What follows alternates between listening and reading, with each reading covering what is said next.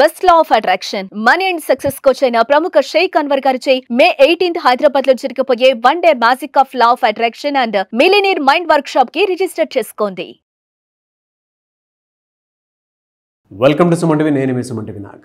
ఎవరైనా సరే బిజినెస్ చేద్దాము అనుకున్నటువంటి వాళ్ళకి కొన్నిసార్లు అంటే బిజినెస్ బాగుంది అనుకుంటారు, కానీ సడన్ లాస్ చూస్తారు, అప్పులు పాలైపోతారు.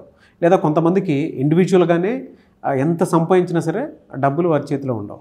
గోచార రీత్యా దానికి గల ప్రధాన కారణాలు ఏంటి, ఎలాంటి దోషాలు ఉంటాయి, ఎస్పెషల్లీ బిజినెస్ చేసేటువంటి వాళ్ళకి ఎటువంటి దోషాలు ఉండటం వల్ల ఆ విధంగా జరిగే అవకాశం ఉంటుంది, అండ్ ఎలాంటి దోషాలు కూడా ఉంటాయి వేదిక్ ఆస్ట్రాలజీ ప్రకారం అనేది. ఈరోజు మనతో పాటు వేదిక్ ఆస్ట్రాలజీ ఉమా గారు ఉన్నారు, అది వారి మాటలు తెలుసుకుందాం. నమస్కారం ఉమా గారు. నమస్తే నాగరాజ్ గారు. అకార్డింగ్ టు వేదిక్ ఆస్ట్రాలజీ కనుక మనం చూసుకుంటే అంటే ఎవరి దగ్గరన్నా డబ్బులు నిలవకుండా ఉండటానికి దానికి గల ప్రధాన కారణాలు ఎలాంటి దోషాలు ఉంటాయి, ఎస్పెషల్లీ బిజినెస్కి వచ్చేటప్పటికి ఎలాంటి దోషాలు ఉండటం వలన వాళ్ళు ఏ బిజినెస్ చేసినా సరే కలిసి రాని అవకాశం ఉంటుందంటారు అసలు? తప్పకుండా అండి. బిజినెస్ అనేటువంటి విషయంలో మనం చూస్తే కనుక ఆస్ట్రాలజీలో 4 రకాల దోషాలు అంటే చెప్పబడ్డాయి నాగరాజు గారు. ధన దోషము, రుణ దోషము, విఘ్న దోషము, స్థాన దోషము అని చెప్పి 4 దోషాలు చెప్పబడ్డాయండి. బిజినెస్ ముందుగా మనం ధన దోషం కోసం మాట్లాడుకోవాలి అనుకుంటే, బిజినెస్ చేసేటువంటి అంశము డబ్బులు సంపాదించడం కోసము అనేటువంటి మాట మర్చిపోయి విచ్చలవిడిగా డబ్బులు ఖర్చు పెడుతూ డబ్బులు ఎక్కడ ఇన్వెస్ట్ చేయాలో తెలియనటువంటి పరిస్థితుల్లో ఇన్వెస్ట్ చేసి, అంటే బిజినెస్ చేస్తున్నామనేటువంటిది డబ్బులు సంపాదించడానికా ఖర్చు పెట్టడానికో తెలియనటువంటి పరిస్థితుల్లో బిజినెస్ చేసే వాళ్ళకి ఇది చాలా యాప్ట్ అవుతుందండి. ఇది ఎందుచేత వస్తుంది అంటే, యాజ్ పర్ ఆస్ట్రాలజీ చూస్తే the original 7th house business హౌస్గా చెప్పబడింది. ఆ స్థానంలో కనుక రాహు కానీ, అదే స్థానంలో శని భగవానుడు కానీ, అదే స్థానంలో కేతుగ్రహము కానీ ఉన్నట్లయితే, లేదా క్షీణ చంద్రుడు ఉన్నట్లయితే ఖచ్చితంగా బిజినెస్లో ధన దోషము అనేటువంటిది పడుతుంది. దీని మూలాన పెట్టుబడి పెట్టడమే అవుతుంది తప్ప వచ్చేటువంటిది ఏదీ కనబడదు. మనం చూస్తే ఎక్కువ బిజినెస్లు ఇక్కడే ఫెయిల్ అవుతూ ఉంటాయండి. ధన దోషంలోనే ఇరుక్కుపోతూ ఉంటారు. ఎందుకు అని అంటే, వాళ్ళు పెట్టుబడి పెడతారు, శాలరీలు వాళ్ళు ఇస్తారు, వాళ్ళ జేబులోంచి వెళ్ళేదే తప్ప వాళ్ళకు వచ్చేటువంటిది ఏదీ ఉండదు. ఒకవేళ మీరు బిజినెస్ చేస్తూ ఈ రకమైనటువంటి ప్రభావాన్ని మీరు చూస్తూ ఉంటే దీనికి కారణము ధన దోషము. అంటే ధనాన్ని ఎలా పెట్టాలి అంటే మనం చూసామనుకోండి, ఆస్ట్రాలజీలో ద ఒరిజినల్ 12th హౌస్ అండి, అంటే 12వ స్థానము వ్యయస్థానంగా చెప్పబడింది. ఆ స్థానంలో బుధుడు కానీ శుక్రుడు, బుధ శుక్రుల యొక్క కంజంక్షన్ ఉన్నప్పుడు చాలామంది ఏంటంటే వ్యాపార నష్టము అనుకుంటారు. కాదు, ఇన్వెస్ట్మెంట్ అండి, పెట్టుబడి. అంటే కొన్ని యోగాలు వ్యాపార లక్షణాలకి దారితీస్తూ ఉంటాయి. భద్ర మహాపురుష యోగం లాంటి యోగాలు, అలాంటి వాళ్ళకి ఎక్కడ డబ్బులు పెట్టాలి ఏంటో తెలుస్తుంది. ఎప్పుడైతే సరైనటువంటి వ్యాపార యోగం లేనప్పుడు వ్యాపారం పెట్టినట్లయితే ఈ యొక్క ధనదోషం వల్ల తీవ్రమైన నష్టాలు చూస్తారు. అంటే ఇంకా బిజినెస్ దివాళా తీసేయడం తప్ప ఇంకా వేరే మార్గం ఉండదు. ఇది ధనదోషంగా చెప్పబడింది. ఇది జాతకం ద్వారా ఖచ్చితంగా తెలుస్తుంది. అయితే ఇక రెండవది ఏంటి అంటే రుణదోషము అని ఉంటుంది. అంటే చాలామంది అప్పులు తీసుకొచ్చి బిజినెస్ చేస్తుంటారు. తర్వాత బిజినెస్ చేసిన తర్వాత అప్పులు పాలైపోతుంటారు. అంటే వాళ్ళు ఏదైనా పెట్టుబడి పెట్టాలన్నా అప్పే, దాన్ని రన్ చేయాలన్నా అప్పే, అది దివాళీ తీసిన తర్వాత మళ్ళీ అప్పే, దాని మీద మళ్ళీ అప్పు పెడుతూ ఉంటారు. అంటే వ్యాపార లక్షణం, ఏ స్థాయిలో మనం బిజినెస్ పెట్టాలి, ఎంతట్లో బిజినెస్ పెట్టాలి, ఆ డబ్బును మేనేజ్ చేసేటువంటి విధానం కూడా రుణదోషంగా చెప్పబడింది. ఇది కుజుడి యొక్క సంచారం మీద ఆధారపడి ఉంటుంది. రుణదోషము అనే 7th హౌస్లో కుజుడు నీచ స్థితిలో ఉండడము, 7thలో లేకపోతే చంద్రుడు నీచ స్థితిలో ఉండడము, ఇలాంటి పరిస్థితుల్లో వాళ్ళకి తెలియక ప్రాపర్ గైడెన్స్ లేక అప్పులు తీసుకొచ్చి పెట్టడము. చాలామంది చూస్తే ఒక వ్యాపారం పెడతారు, అప్పు తీసుకొచ్చి బయటికి మాత్రం గాంభీర్యం, మేకపోత గాంభీర్యంలాగా గాంభీర్యం ఉంటుంది. ఆ డబ్బులు తీసుకొచ్చి పెడతారు, మళ్ళీ అప్పులు అయిపోతారు, మళ్ళీ ఇంకో అప్పు తీసుకొచ్చి ఈ అప్పుని కవర్ చేస్తారు. మొత్తానికి దివాళా తీసేంత వరకు వాళ్ళు నష్టపోతున్నారనే విషయాన్ని వాళ్ళు గుర్తించలేరంతే. దీన్ని రుణదోషంగా చెప్పబడింది. దీనివల్ల ఫ్యామిలీ మొత్తం అంతా కొలాప్స్ అయిపోతుందండి. రుణదోషం కనుక ఉంటే జాతకంలో ఎవరు బిజినెస్ పెట్టాలి, ఎవరిది బిజినెస్ నక్షత్రము, ఎవరిది బిజినెస్ యోగం అనేటువంటిది కొన్ని నిర్ణయింపబడ్డాయి. అవి తెలుసుకున్న తర్వాతనే వెళ్ళాలి. జాతకంలో గ్రహాల యొక్క ప్లేస్మెంట్ ఆధారంగా ఏ బిజినెస్ పెడితే బాగుంటుంది. కొంతమంది చూస్తే నాగరాజ్ గారు పార్ట్నర్షిప్లో వెళ్తారు, పార్ట్నర్ బాగుపడతాడు కానీ ఈ వ్యక్తి తీవ్రమైన నష్టాలు పోతారు. ఇది కూడా ఒక దోషంగా చెప్పబడింది. జాతకం ద్వారా ఈ రుణదోషం ఉందా, లేకపోతే ఉమ్మడి వ్యాపారం చేస్తే బాగుంటుందా, లేకపోతే స్వతహాగా ఇండిపెండెంట్గా చేస్తే బాగుంటుందో తెలుసుకుని ముందుకు వెళ్ళాలి. ప్రతి గ్రహానికి సంబంధించి కొన్ని కారకత్వాలు చెప్పబడ్డాయి.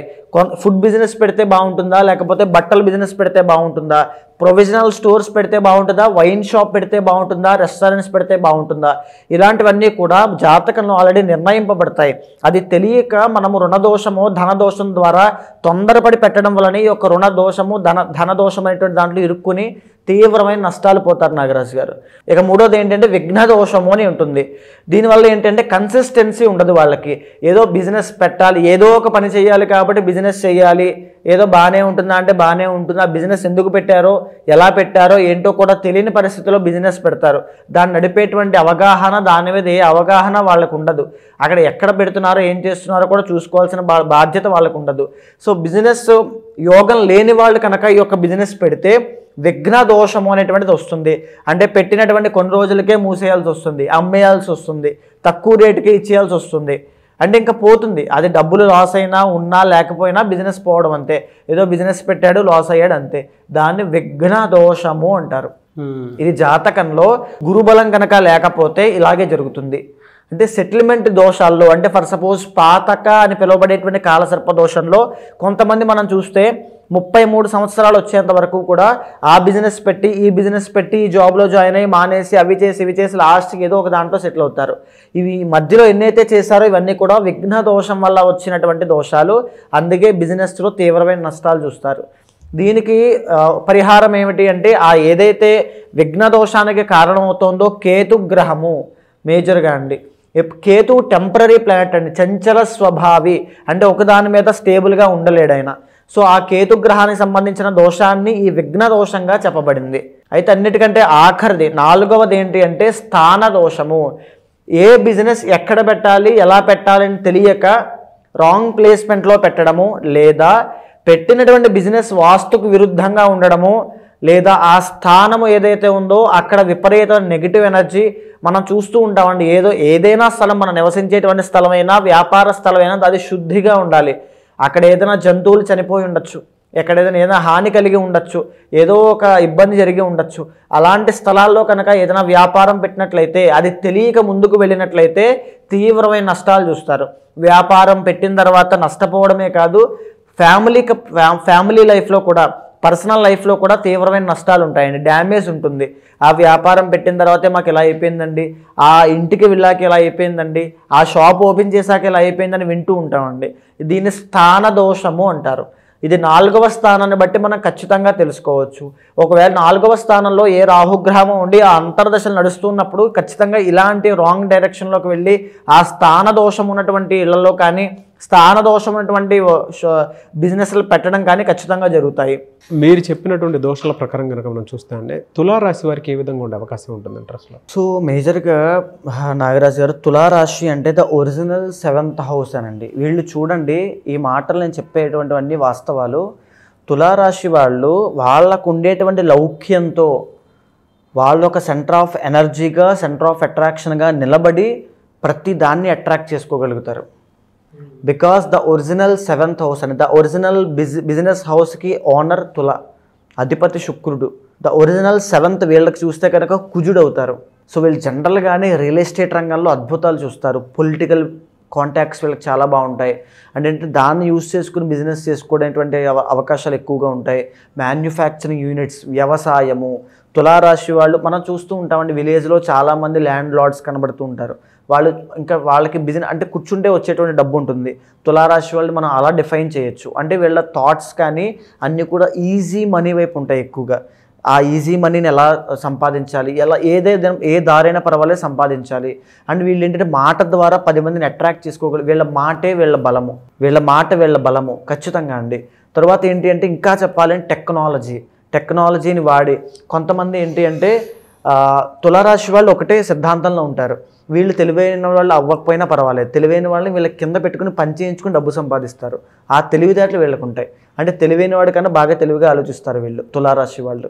జనరల్గానే వీళ్ళకి బిజినెస్లో వచ్చేటువంటి దోషములు ఏంటి అంటే 9th and 12th లార్డ్ బుధుడు అవుతాడు వీళ్ళకి. సో దీనికి అర్థం ఏంటి అంటే వీళ్ళు దూరంగా వెళ్ళిపోవాలి. వీళ్ళు పుట్టిన చోట కనుక బిజినెస్ చేస్తే ఏమాత్రమో సక్సెస్ చూడడం జరగదు. ఖచ్చితంగా దూరం వెళ్ళాలి. దూరం వెళ్ళి అక్కడ చేసేటువంటి బిజినెస్ వీళ్ళు సక్సెస్ చూస్తారు. కొంతమంది తులారాశి వాళ్ళు, నాకు తెలిసిన వాళ్ళు కూడా విదేశాలు వెళ్ళి ఫారెన్ వెళ్ళి అక్కడ రెస్టారెంట్స్ కానీ బార్స్ కానీ లేకపోతే కూరగాయలు ఇవి కానీ ఇంకా ఎనీథింగ్ అండి అక్కడ బిజినెస్ చేసి సంపాదించే వాళ్ళు చాలామంది ఉన్నారు. సో తులారాశి వాళ్ళకి అలాంటి యోగం చాలా బాగుంటుంది. వీళ్ళు మీరు ఏమీ కంగారు పడాల్సిన అవసరం లేదు. తులారాశి వాళ్ళు మీరు మొత్తం లాస్ వచ్చి విపరీతమైన నష్టాలు వచ్చి కింద పడిపోయినా మళ్ళీ బౌన్స్ బ్యాక్ అయి పైకి లేచే కెపాసిటీ మీకు ఉంటుంది. ఈవెన్ ఒక క్షణంలో అది మారిపోతుంది. ఆ సిచ్యువేషన్ ఒక్క క్షణంలో వచ్చేస్తుంది. వీళ్ళకి ఆ బౌన్స్ బ్యాక్ మూమెంట్స్ చాలా బాగుంటాయి వీళ్ళ లైఫ్లో. అంటే దేన్నైనా వీళ్ళ మాటల ద్వారా, వీళ్ళ చేష్టల ద్వారా, వీళ్ళ బిహేవియర్ ద్వారా, వీళ్ళకున్న కాంటాక్ట్స్ ద్వారా ఖచ్చితంగా వీళ్ళ వైపు తిప్పేసుకోగలరు. ఆ కెపాసిటీ వీళ్ళకు ఉంటుంది. సో కానీ వీళ్ళు ఏమాత్రం ఇబ్బంది పడుతున్నారు ఖచ్చితంగా ఇప్పుడు కొంచెం బాగుండాలి. అసలు ఎందుకు ఇబ్బంది పడుతున్నామంటే వీళ్ళకు ఉండేటువంటి ధన దోషం మూలన, అంటే అనవసరమైన ఖర్చుల విషయంలో డబ్బు విపరీతంగా ఖర్చు పెడతారు. రాంగ్ ఇన్వెస్ట్మెంట్స్ ఖచ్చితంగా చేస్తారు. బికాజ్ 12th ఇక్కడ బుధుడు ఉచ్చ స్థితి, శుక్రుడు నీచ స్థితి వీళ్ళకి. సో లగ్జరీ కోసం వీళ్ళు ఖర్చు పెడతారు బాగా. బిజినెస్ క్లిక్ అయిపోయింది కదా, ఓకే అయిపోయింది కదా అని చెప్పేసి ఆ కారు కొండం, ఇది కొండం, అది కొండం. సో ఆ లగ్జరీకి వెళ్ళడం మూలన ఖచ్చితంగా బిజినెస్లో లాస్ అనేది చూస్తారు. బిజినెస్ మీద కాన్సన్ట్రేషన్ లేకపోవడం వల్ల, కన్సిస్టెన్సీ లేకపోవడం వల్ల, విఘ్న దోషం రావడం మూలన ఖచ్చితంగా నష్టపోతారు. తులారాశి వాళ్ళు మీరు ఎడతెరపి లేని కష్టాన్ని కనుక చేసినట్లయితే బీభత్సమైన డబ్బు చూస్తారు. ఎప్పుడైతే లగ్జరీ లైఫ్ అలవాటు పడి జోదానికి అలవాట్లకి వాటికి బానిసైపోయి బిజినెస్ బాగుంది కదా అని మీరు ఖచ్చితంగా ఖర్చులు ఎక్కువగా పెట్టుకున్నారంటే కంప్లీట్ నష్టాలు చూస్తారు. ఈ తులారాశి వాళ్ళకి ఖచ్చితంగా యాప్ట్ అవుతుంది. అయినప్పటికీ కూడా ఎప్పుడు ఏ సిచ్యువేషన్లో మీ బిజినెస్ డౌన్ఫాల్లో ఉన్నా దాన్ని తిరిగి మళ్ళీ పైకి ఎలా తీసుకురావాలో కూడా తెలిసినటువంటి వాళ్ళే తులారాశి వాళ్ళు ఖచ్చితంగా చేసుకుంటారండి. రెమెడీ ఏంటంటే ఫస్ట్ వీళ్ళు ఎక్స్పెండిచర్ తగ్గించుకోవాలి. ఎక్స్పెన్సెస్ అవన్నీ కూడా తగ్గించుకోవాలి. అంటే దుర్వ్యయము ఇవన్నీ కూడా, దుర్వ్యసనాలు ఇవన్నీ కూడా తగ్గించుకోవాలి. అండ్ రెండవది ఏంటంటే మహాలక్ష్మీదేవిని ఎక్కువగా ఆరాధన చేయాలి. కమలాత్మికాదేవి, మహాలక్ష్మీదేవి ఎక్కువగా ఆరాధన చేయాలి. సో ఏంటి అంటే వీళ్ళకి ఆ మైండ్ సెట్ అనేది మారుతుంది. ఇంకా బాగా ముందుకు వెళ్ళిపోతారు. పెద్దగా వీళ్ళు కష్టపడకుండానే వస్తాయని కూడా చెప్పచ్చు. అంటే పర్సనల్ చార్ట్లో సంథింగ్ ఏదైనా శని దోషం ఉంటే కష్టపడాల్సి వస్తుంది. కానీ జనరల్గానే వీళ్ళు కష్టపడకుండానే ఈజీ మనీ సంపాదించగలరు. చిన్న వయసు నుంచి, ఎర్లీ స్టేజ్ నుంచే సంపాదించే కెపాసిటీ కూడా తులారాశికి ఉంటుంది. అది ఖచ్చితంగా ఉంటుంది. ఇంకో విషయం కూడా చెప్తున్నానండి, తులారాశిలో జన్మించి మీరు చిన్న జాబ్ చేసుకుంటాను ఇది సరిపోతుంది చాలే అనుకున్నారంటే you are in the wrong way, wrong path. మీ టాలెంట్కి తగినటువంటి జాబ్ని, మీ టాలెంట్కి తగిన బిజినెస్ని, మీ టాలెంట్కి తగిన పనిని చూడండి. విపరీతమైన డబ్బును చూస్తారు, ఐశ్వర్యాన్ని చూస్తారు ఖచ్చితంగా చెప్పాలంటే. Anyways thank you so much Uma గారు. నమస్తే అండి. ఎలా సార్ అంటే చాలామంది మిమ్మల్ని అప్రోచ్ అవుదాం అనుకున్నటువంటి వాళ్ళు ఉంటారు. ఏ దోషం ఉంది, ఏ శాపం ఉంది, లేదు అంటే గోచర రీత్యా అనే కాకుండా పర్సనల్ చాట్ త్రూ అయినా సరే ఒక్కొక్క మంచి రెమెడీ కోసం చూసుకునేటువంటి వాళ్ళు ఉంటారు. వాళ్ళకు ఉండేటంటే కొంతమందికి ఫినాన్షియల్ ప్రాబ్లమ్స్ ఉండొచ్చు, కొంతమందికి ఏమో హెల్త్ ప్రాబ్లమ్స్ ఉండొచ్చు, కొంతమందికి మ్యారిటల్ ఇష్యూస్ ఉండొచ్చు, లేదా పెళ్ళికి మంచి ముహూర్తం కోసం అని చెప్పేసి అడిగేటువంటి వాళ్ళు ఉంటారు, గృహప్రవేశం కోసం అడిగేటువంటి వాళ్ళు ఉంటారు. సో ఏ రకంగా చూసుకున్నా సరే మీ అపాయింట్మెంట్ తీసుకుని ముందుకు వెళ్ళాలి అని అంటే మిమ్మల్ని ఎలా అప్రోచ్ అవ్వాలి? తప్పకుండా అండి. అలాంటి వాళ్ళు ఎవరైనా ఉంటే మీకు కింద కనిపించే నెంబర్కి కాల్ చేస్తే మా వాళ్ళు మీకు పూర్తి వివరాలు అందిస్తారు. మనం మాట్లాడుకునేటువంటి అంశం అంతా కూడా గోచారానికి సంబంధించినటువంటిదండి. అంటే బిజినెస్ అనేటువంటిది చాలామందికి అద్భుతమైన యోగాన్ని క్రియేట్ చేసి పెడుతుంది. ఎంతోమంది జాతకాల్లో భద్ర మహాపురుష యోగం, బుధ శుక్రుల యొక్క కాంబినేషన్, రవి బుధుల యొక్క కాంబినేషన్ ఇవన్నీ కూడా వ్యాపార దిగ్గజాలుగా, వ్యాపారవేత్తలుగా తీర్చిదిద్దబడ్డారు. అలాంటి యోగం ఉన్న వాళ్ళు అది తెలియక చాలామంది జాబ్స్ చేస్తున్న వాళ్ళు ఉన్నారు. జాబ్స్ చేసేటువంటి యోగం ఉన్న వాళ్ళు బిజినెస్ మీద ఆసక్తి చావక, లేకపోతే ఏదో ఇన్ఫ్లుయెన్స్ అనేటువంటిది అవ్వడం వల్ల బిజినెస్ పెట్టి లాస్ అయిన వాళ్ళు చాలామంది ఉన్నారు.